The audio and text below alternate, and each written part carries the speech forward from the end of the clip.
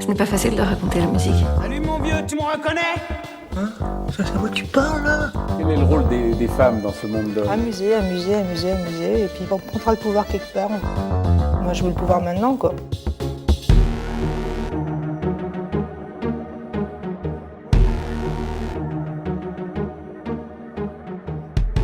Bonjour à toutes et à tous, vous écoutez un podcast de Saraswati, ce mois-ci dédié aux religions. On commence aujourd'hui en rencontrant 4 personnes de religion chrétienne catholique venues nous confier qu'est-ce qu'être jeune et chrétien à la fois. Franchement, ça fait partie de mon identité à 100%. Je me suis dit, mais pourquoi je suis là en fait, si personne ne m'a mis là? Qu'est-ce que je fais là? J'ai ma vision de l'église à moi qui est totalement moderne et on a envie de redonner un nouveau souffle à l'église. Oui, c'est aussi une question culturelle et générationnelle de se réapproprier sa foi. J'ai l'impression parfois que salut je suis catho, c'est salut je suis fasciste. Et ça m'apporte vraiment de la joie dans ma vie de tous les jours. À la base, quand t'es enfant et que tes parents sont croyants pratiquants, t'es forcément croyante pratiquante parce que tu les imites. À l'adolescence, t'as une espèce de redécouverte de la foi. Tu trouves ton chemin tout seul. Tu te détaches complètement de la foi de tes parents, de ce que t'as appris, etc. Moi, j'ai vraiment commencé à croire en Dieu il y a 5-6 ans. C'est ma famille. Progressivement, on réfléchit, on est un peu plus autonome dans la pratique de la foi. J'ai fait l'éveil à la foi, j'ai fait le catéchisme toute la primaire. Ensuite, je suis allée à l'aumônerie. Et vers la 4e, mes parents m'ont laissé choisir si je voulais continuer ou pas l'aumônerie. Mes sœurs ont arrêté. À ce moment-là, moi, j'ai décidé de continuer. Et du coup, je fais de l'aumônerie. C'est comme ça que je suis devenue chrétienne. C'est vraiment par ma famille. Plutôt par ma famille, ouais. Je sais pas si j'étais né dans une famille athée, j'aurais quand même cheminé vers le christianisme. Je pense que le vrai moment où je me suis approprié ma foi, je devais avoir vers 9, 10, 11 ans, quelque chose comme ça. Et à partir de là, c'est aussi un cheminement personnel, c'est-à-dire qu'on peut pas non plus dire que ma foi est restée la même que celle que mes parents m'ont donnée quand j'étais petit. Si on partait du principe qu'on gardait toujours la foi de ses parents, ça veut dire qu'au final, si j'avais la même foi que mes parents et que mes parents avaient eux-mêmes la même foi que leurs parents, j'aurais forcément la même foi que mes grands-parents, mais il y a des écarts générationnels qui font que c'est juste pas possible. Ouais, c'est tout à fait différent et je pense que oui, c'est aussi une question culturelle et générationnelle de se réapproprier sa foi liée à son environnement et liée au contexte dans lequel on vit. Pendant la crise d'ado, j'ai complètement arrêté de croire en Dieu, j'ai complètement tout remis en question et je me suis dit mais tout ça c'est des conneries et je me suis rendu compte que ça me manquait. Quand je croyais entre guillemets plus en Dieu, je me suis rendu compte que vraiment il y avait un vide et que ça n'avait pas de sens pour moi. Et donc c'est là que j'ai vraiment commencé à relire la Bible, à me poser des questions et à réaliser que tout ça c'était vrai pour moi. La conception de Dieu, pareil là encore, un peu classique pour un catholique, la vision de la Trinité. Donc le Père, le Fils et l'Esprit sont des entités séparées, mais toutes sont Dieu en même temps. Pour les chrétiens, c'est celui qui a créé le monde. Il a créé les premiers hommes, comme Adam et Ève. Moi, je crois vraiment en un Dieu qui a créé notre environnement, en fait. C'est des légendes, c'est un peu comme de la mythologie, sauf que ça explique quelque chose de vrai derrière. Donc Dieu a créé l'univers après. Est-ce qu'il a vraiment pris de la terre et séparé en deux pour faire 2 personnes? Moi, j'y crois pas.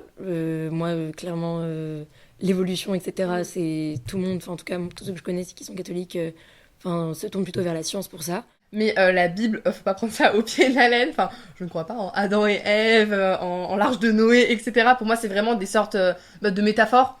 Vraiment, et ça permet de faire ressortir des valeurs à chaque fois d'un texte. C'est vraiment l'aide à l'autre, rencontrer, connaître et accueillir.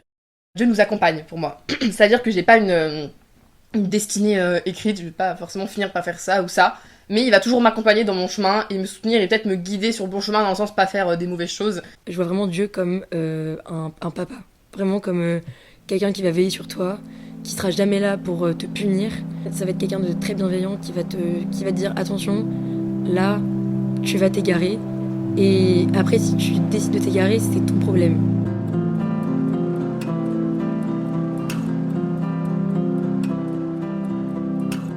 Je vais toutes les semaines à la messe, en tout cas j'essaye, sauf bien sûr grosse soirée où je me couche à 6h du matin et là vraiment je dors. À la limite je peux y aller à 18h aussi mais voilà ça dépend. Parfois j'y vais et j'arrive même pas vraiment à vraiment prier mais je suis là et je lui offre du temps. Et pareil moi j'adore l'homélie je t'ai dit donc j'écoute, ça me fait toujours un petit moment un peu philosophique et puis ça fait du bien de se retrouver avec d'autres gens qui croient. Après, moi, quand je vais pas à la messe, je me dis pas ah, c'est grave ou quoi. J'essaye de faire une petite prière. Est-ce que je prie un peu? J'estime toujours pas assez. Je prie assez peu chez moi en fait. J'aime bien être vraiment dans un endroit qui est dédié à ça. Et c'est pas forcément toujours évident de pouvoir aller dans une église à la fin de la journée ou quoi. Je vais pas très souvent à l'église. Honnêtement, je vais pas. On dit tout ça, on dit tout ce qu'on n'a pas le temps, mais malheureusement c'est un peu vrai. Enfin, il y en a qui ont pas le temps pour aller faire du sport. Moi, j'ai pas le temps pour aller à l'église, franchement. Mais quand je vais à l'aumônerie, donc j'y vais une fois tous les 2 mois. Et du coup, là, pour le coup, j'ai un temps de prière en oratoire. L'aumônerie, quand on est en primaire, c'est du coup, on apprend un peu la vie de Jésus. Moi, j'étais pas très attentive, donc je les connais pas super bien. Au collège, c'est vraiment différent. C'est juste, on se retrouve, on a un groupe de jeunes chrétiens. On se pose autour d'un sujet. L'écologie, on a beaucoup fait ça. L'amitié, l'amour, enfin des thèmes assez vastes. On en discute ensemble. Ensuite, on a un texte de la Bible qui évoque un peu le sujet, et après on va prier ensemble dans une petite pièce qui s'appelle un oratoire. On fait un temps de prière ensemble. Parfois c'est même pas forcément en s'appuyant sur des textes, juste on discute de sujets de société par rapport à la foi, etc. De l'organisation de l'église ou quoi. Ou des fois on regarde des extraits de films. Moi mon animateur de Monnerie, il a vraiment son film favori qui est Les Étoiles Contraires, qui nous ressort à toutes les sauces. Et qu'on voit à chaque fois, et après à chaque fois il faut en discuter, etc. Je pense à Dieu chaque jour. Je pense que j'ai au moins une pensée pour lui chaque jour.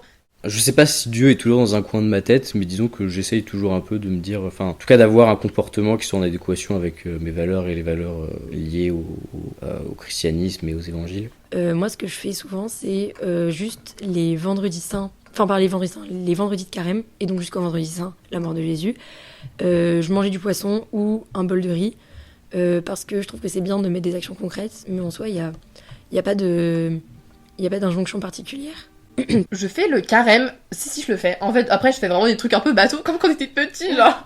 J'essaie d'avoir un mode de vie plus simple pendant le carême. Vraiment c'est ça. Donc j'élimine un peu tout ce qui est nourriture mauvaise, j'essaie de me mettre au sport, je prie plus, j'essaie d'être plus gentille en général dans ma façon d'être plus reconnaissante et d'avoir vraiment des excès d'humeur pas cool, enfin voilà. Il y a une idée un peu de modération, donc je sais pas, par exemple sur l'alcool, sur la drogue, etc. T'es censé faire ce que tu veux en fait, mais t'es ton propre juge. J'ai ma vision de l'église à moi qui est totalement moderne, et du coup sur la façon dont je m'habille, je ne pense absolument pas à ça. Enfin pour moi, on s'habille vraiment comme on veut, donc dans la vie de tous les jours, je suis la première avec des crop tops, des shorts ou quoi que ce soit.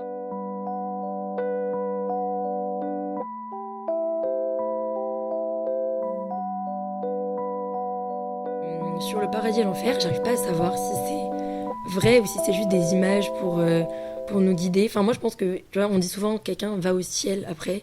Et donc, j'imagine que c'est genre... quand j'étais petite, j'imaginais vraiment que t'es dans le ciel, genre au-dessus de la terre, tu vois.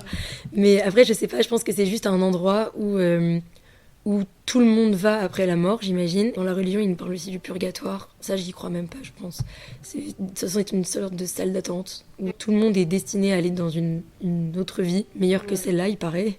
Mais ouais, je crois au paradis et à l'enfer. Je pense que oui, après notre mort... on est jugé entre guillemets par Dieu.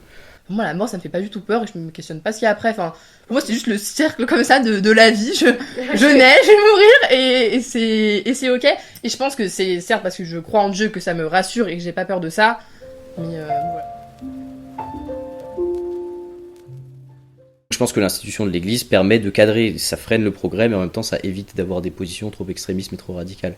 Il y a certains progrès qui sont vraiment freinés parce que c'est une institution bureaucratique, lourde, lente, et que pour faire bouger les choses, on a bien vu sur la question que ce soit la question de la pédophilie par exemple, la question du rapport à l'homosexualité dans l'Église, c'est très lent à faire bouger parce que justement l'institution est très lourde, l'institution est très vieille. D'un autre côté, j'aime pas que l'Église me dicte ma vie non plus. Donc moi je suis plutôt, on va dire, catholique progressiste. Moi l'église elle a besoin d'être un peu révolutionnée déjà dans le rôle des femmes. Moi je ne comprends absolument pas pourquoi, on m'a beau avoir expliqué pourquoi les femmes ne peuvent pas être prêtres. L'homosexualité, ça évolue mais tellement petit à petit.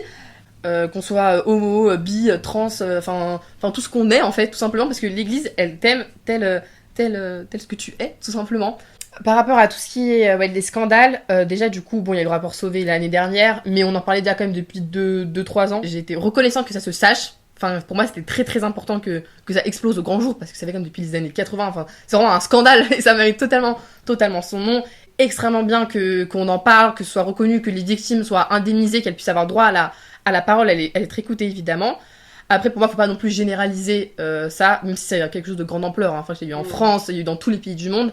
Mais pour moi, faut pas généraliser l'église là-dessus. Enfin, il y a aussi tellement des côtés merveilleux à l'église. Il faudrait qu'il se passe des choses pour que ça bouge plus vite. Mais bon, ça m'a pas particulièrement atteint à proprement parler. Enfin, ça n'a pas été une remise en question dans ma foi de toute façon. Ni même forcément dans la confiance que j'ai à l'église. Enfin, il faut avoir une confiance en l'église, mais qu'elle reste mesurée. Enfin, ça reste une institution humaine et elle n'est pas exempte de tout défaut, loin de là. Mon père, par exemple, depuis qu'il y a eu ces scandales, etc., il va plus à l'église. Il a toujours la foi, il est toujours croyant, mais il refuse d'aller à l'église.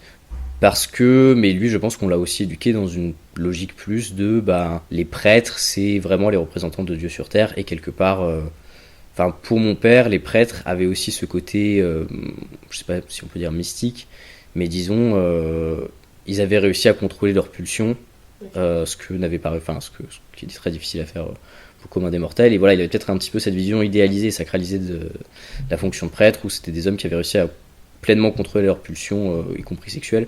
Et au final, avec les scandales de la pédophilie, il se dit non, pas tant que ça, quoi. Tu te dis que c'est comme partout où il y a des éléments pourris, quoi. Mais c'est pas pour autant qu'il faut tout remettre en question. Et puis je t'ai dit, moi j'ai quand même une distance par rapport à l'église. Dans le sens où je vais prendre que ce qui est positif, mais j'aurais pas de mal à rejeter tout ce que je considère comme négatif. La religion n'est pas sexiste en soi, mais encore une fois, tu peux avoir une frange de l'église qui l'est. Donc tous ceux qui vont dire que il faut pas coucher avant le mariage, il faut pas porter de vêtements voyants ou moulants, que la place de la femme c'est à la maison, que tu t'es censé enfanter parce que Dieu t'a fait le cadeau d'accueillir la vie, tu vois. Moi, j'ai des amis catholiques qui veulent pas d'enfants. Il y a certaines personnes qui pourraient leur reprocher dans la religion, alors qu'on est censé se soutenir entre nous, quoi.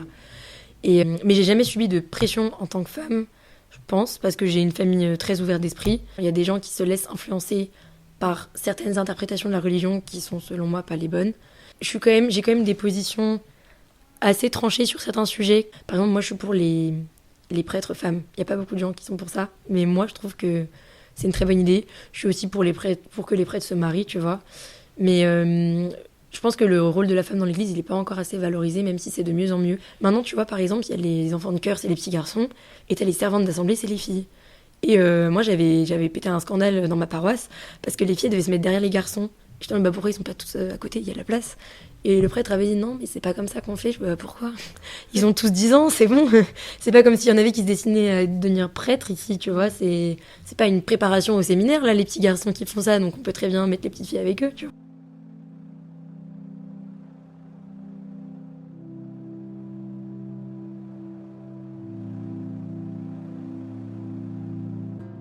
Ce que j'aime le plus dans la religion, déjà c'est la foi, c'est sentir quelque chose en plus. Vraiment, c'est compliqué de dire aux gens pourquoi je crois en Dieu, etc. C'est vraiment quelque chose qu'on ressent au plus profond de soi. Enfin, je crois. Moi, ce que j'aime le plus, c'est vraiment quand tu vas à la messe et que tu chantes, tu sens que tout le monde est vraiment pris par que Dieu est dans le cœur de tout le monde et que tout le monde chante à sa gloire. Moi, je trouve ça magnifique. Il y a vraiment une notion d'espoir, d'un monde meilleur. On apporte pas mal de valeurs comme la fidélité, le respect des autres, l'entraide. C'est les valeurs. C'est tellement beau de se dire qu'une espèce de manuel, on va dire un petit guide de vie, où vraiment les principales lignes de conduite, c'est l'amour. Vraiment, donc toi ton but c'est d'essayer au maximum de l'appliquer au quotidien. Ça va être un peu gnangnan, mais une paix intérieure, mais vraiment pour le coup. Et toutes les rencontres qu'on fait, moi j'ai rencontré pas mal de séminaristes, donc les séminaristes c'est ceux qui font des études pour être prêtres. Et du coup ça a vraiment été des rencontres qui sont quand même été importantes et déterminantes dans ma vie. Et les expériences, je pense notamment au pèlerinage, où ça pour le coup, j'aurais jamais pu vivre ça, j'étais pas croyante. C'est une communauté, moi j'aime bien ça parce qu'on entend souvent qu'il y a de moins en moins de croyants, de chrétiens, de catholiques. L'église elle est là pour te rappeler que t'es pas tout seul et qu'il y a plein d'autres mondes et que plein de monde peut te soutenir si t'as besoin, etc. Moi je sens pas du tout qu'on est de moins en moins de chrétiens, mais pas du tout. Parce que du coup moi je suis dans un groupe d'aumônerie et tous les pèlerinages, tout le diocèse de Lyon, on est mais énormément. Si on compare à la génération de nos parents, pas particulièrement, je pense que ça reste assez constant. Si on compare à la génération de nos grands-parents, oui c'est évident, quand on va à la messe de temps en temps, on voit bien que la moyenne d'âge dans les églises, ça tourne souvent autour de 60 ans, quoi, voire plus. Oui, c'est sûr que sur les 2-3 dernières générations, il y a perte de foi, une perte de la pratique. On est vraiment des milliers, enfin il y a tellement de gens qui sont chrétiens, c'est juste que je pense que ça se voit moins et qu'on le dit moins. Enfin c'est moins quelque chose qu'on crie maintenant sur les toits, entre guillemets, la religion. Je me présente pas en disant bonjour, je suis Axel, je suis chrétienne catholique. Et j'y arrive pas, je dis je m'appelle Jules, je suis chrétien quoi. Mais je l'affirme et je le revendique en quelque sorte. Moi ça a été long pour moi entre guillemets. Au collège, bon je pense qu'on est tous dans notre période un peu au collège, c'est un peu compliqué dans notre tête, etc. Je le disais pas forcément. Et petit à petit j'ai de plus en plus affirmé ma religion, notamment par l'étape de la confirmation. Du coup c'est un sacrement qui est très important chez nous et c'était vraiment un moment important dans ma vie. Enfin comme je dis, vraiment j'étais envie de pleurer. Enfin pour moi c'est un des plus beaux jours de ma vie. Sincèrement, pour moi, c'est le plus beau jour de ma vie pour l'instant. Je suis pas encore mariée, j'ai pas encore eu d'enfant ou quoi que ce soit. Et après ça, je me dis que pour moi, c'était une fierté et c'était tellement quelque chose de bien, enfin, quelque chose de très très important pour moi qui m'apportait que du bonheur. Et du coup, j'ai commencé à plus en parler pour le coup. Tous mes amis savent que je suis chrétienne, catholique. Même à Sciences Po, de toute façon, j'ai toujours ma chaîne, du coup, forcément, les gens le savent. J'en ai déjà parlé avec quelques personnes. Et même sur les réseaux, je le montre. Enfin, déjà, j'ai déjà fait plein de stories où je suis à la messe, ma confirmation ou quoi que ce soit. Enfin, maintenant, j'hésite vraiment pas du tout à le dire. Même c'est dans ma bio. Dans ma bio Instagram, il y a une petite croix, je l'ai rajoutée il y a pas longtemps parce que ça fait partie de moi. Vraiment, c'est entièrement moi et c'est important pour moi que les gens le sachent. Et souvent, en plus, ils aiment bien discuter avec moi de tout ça. Franchement, ça fait partie de mon identité à 100%. Je vais pas le créer sur tous les toits, mais j'en fais pas un secret d'état non plus. Avant, franchement, je n'osais pas du tout. Et ça, c'est vraiment un truc qui revient dans l'église, carrément, les prêtres le disent dans leurs homélies, arrêtez d'avoir peur, tu vois. Parce qu'en fait, c'est le cas pour les catholiques, comme c'est le cas pour les musulmans, les juifs, ce que tu veux. Quand tu crois maintenant, t'es jugé. Franchement, je le ressens beaucoup. Donc, quand j'étais petite, et que tu dis que t'étais catho, même dans mon privé catholique, hein, t'étais traité de coincé. Alors là, tu vas à la messe, mais laisse tomber, t'es une asociale, tu vois. Oui, c'est ça, vraiment. Quand t'es petite, t'es traité de coincé du cul. Maintenant que je suis à Sciences Po, franchement, j'ai l'impression parfois que salut, je suis catho, c'est salut, je suis fasciste. Genre vraiment, c'est parfois, il y a des gens, je pense qu'ils ont juste pas beaucoup eu de religion dans leur vie, enfin, ou connu de gens qui ont pratiqué de religion parce qu'ils connaissent pas en fait. Parfois, tu tombes sur des anticléricaux complets, des anti-religions, et tu te dis, mais waouh, mais j'ai rien fait pour mériter ça. Moi, je suis juste là, je crois. Et il y a des gens qui essaient de te remettre en question ta foi. Parfois, c'est juste des gens qui en ont rien à faire, et parfois, c'est des gens qui vont faire, mais c'est débile de croire en Dieu, tu vois. Non, si tu penses ça, très bien, mais moi non, laisse-moi tranquille, tu vois. Très content de parler, c'est la première fois que je parle de ça. Très content de parler de ça, parce que ça n'arrive pas tous les jours de pouvoir se confier sur sa religion ou quoi. Et je pense que c'est important, moi,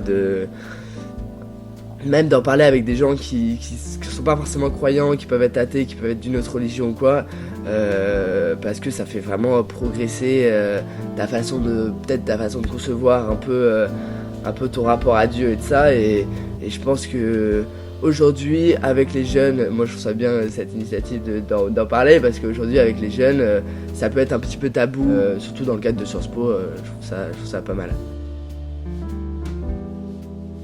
C'était un podcast de l'association Saraswati. Merci à Ségolène, Axel, Jules et Paul d'avoir été avec nous sur les ondes de Saraswati pour parler de la religion chrétienne catholique. Merci à elles et à eux de s'être ouverts à nous pour participer à déconstruire les stéréotypes, de lutter contre certaines formes d'idées reçues et de parler de leur confession en toute compréhension. À bientôt!